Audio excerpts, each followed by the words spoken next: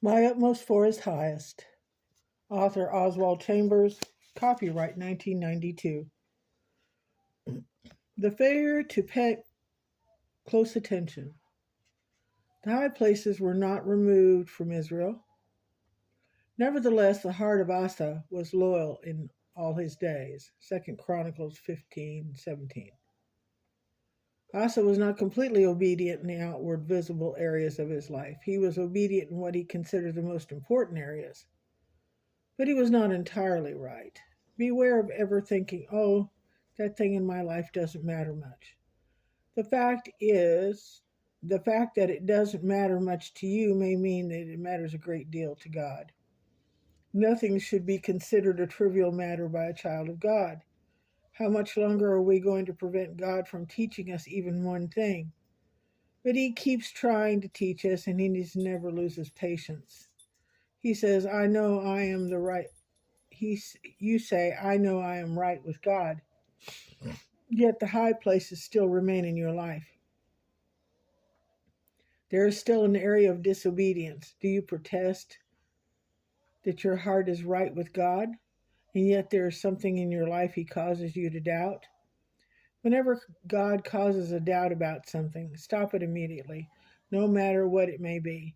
Nothing in our lives is a mere insignificant detail to God. There are some things regarding your physical, intellectual life to which you have been paying no attention at all. Are there some things regarding your physical or intellectual life to which you haven't been paying no attention at all? If so, you may think that you are all correct in important areas, but you are careless. You are failing to concentrate or to focus properly. You no more need a day off from spiritual concentration on matters in your life than your heart needs a day off from beating. As you cannot take a day off morally and remain moral, neither can you take a day off spiritually and remain spiritual. God wants you to be entirely His, and it requires paying close attention to keep yourself fit. It also takes a tremendous amount of time, yet some of us expect to rise above all of our problems, going from one mountaintop experience to another with only a few minutes' effort. Can you come down from the mountain? While you have the light, believe in the light. John 12:36. We all have moments when we feel better than ever before, and we say, I feel fit for anything. If only I could always be like this.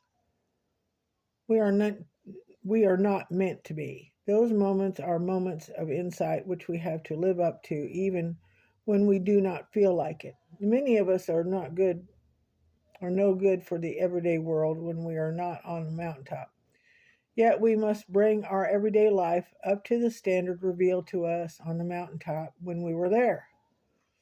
Never allow a feeling that was awakened in you on the mountaintop to evaporate. Don't place yourself on the shelf by thinking how great to be in such a wonderful state of mind. Act immediately. Do something, even if your only reason to act is that you would rather not. If during a prayer meeting God shows you something to do, don't say, I'll do it. Just do it. Pick yourself up by the back of the neck and shake off your fleshly laziness. Laziness can always be seen in our cravings for mountaintop experience. All we talk about is our planning for our time on the mountain. We must learn to live in the ordinary gray day according to what we saw on the mountain. Don't give up because you have been blocked and confused once and go after it again. Burn your bridges behind you and stand committed to God by an act of your own will. Never change your decisions, but be sure to make sure your decisions are in the light of what you saw and learned on the mountain.